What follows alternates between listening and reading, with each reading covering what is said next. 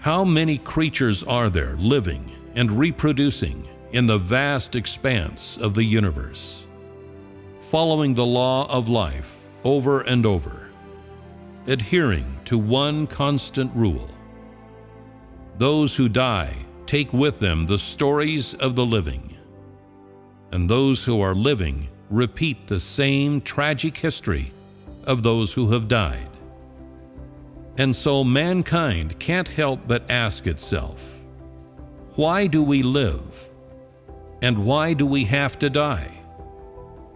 Who is in command of this world? And who created this mankind? Was mankind really created by Mother Nature? Is mankind really in control of its own fate?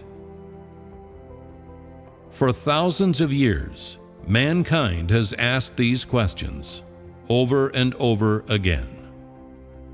Unfortunately, the more that mankind has become obsessed with these questions, the more of a thirst he has developed for science.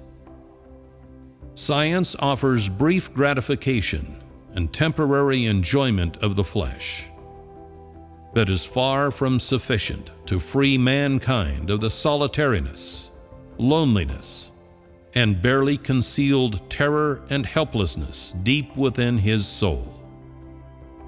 Mankind merely uses scientific knowledge that the naked eye can see and the brain can comprehend to anesthetize his heart. Yet such scientific knowledge cannot stop mankind from exploring mysteries. Mankind does not know who is the sovereign of all things in the universe. Much less does he know the beginning and future of mankind. Mankind merely lives, perforce, amidst this law. None can escape it, and none can change it. For among all things, and in the heavens, there is but one from everlasting to everlasting, who holds sovereignty over everything. He is the one who has never been beheld by man, the one whom mankind has never known, in whose existence mankind has never believed. Yet he is the one who breathed the breath into mankind's ancestors and gave life to mankind. He is the one who supplies and nourishes mankind for its existence and guides mankind up to the present day. Moreover, he and he alone is whom mankind depends on for its survival. He holds sovereignty over all things and rules all living beings beneath the universe. He commands the four seasons, and it is he who calls forth wind, frost, snow, and rain. He gives mankind sunshine and brings the coming of night. It was he who laid out the heavens and earth, providing man with mountains, lakes, and rivers, and all the living things within them. His deed is everywhere. His power is everywhere. His wisdom is everywhere, and his authority is everywhere.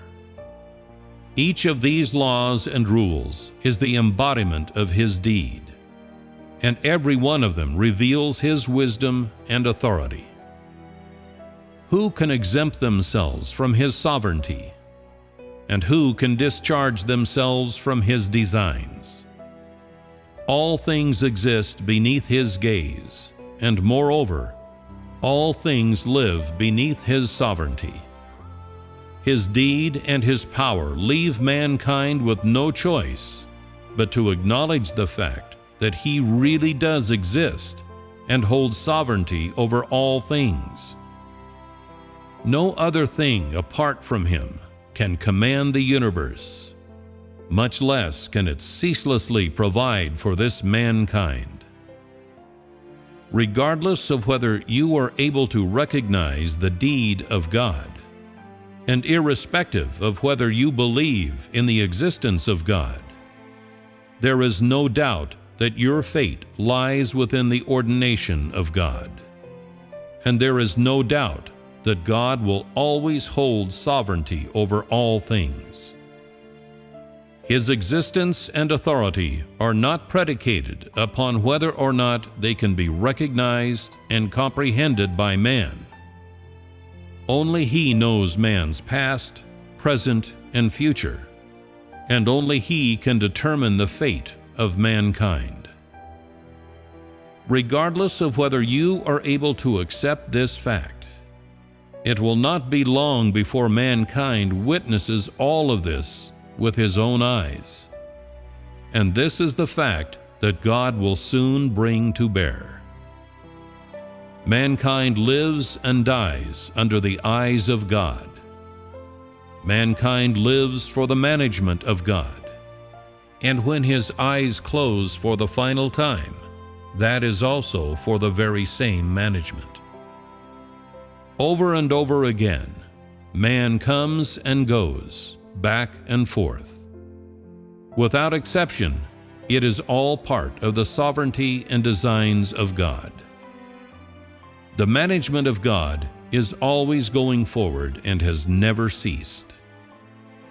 He will make mankind aware of His existence, trust in His sovereignty, behold His deed, and return to His kingdom. This is His plan, and the work that He has been conducting for thousands of years.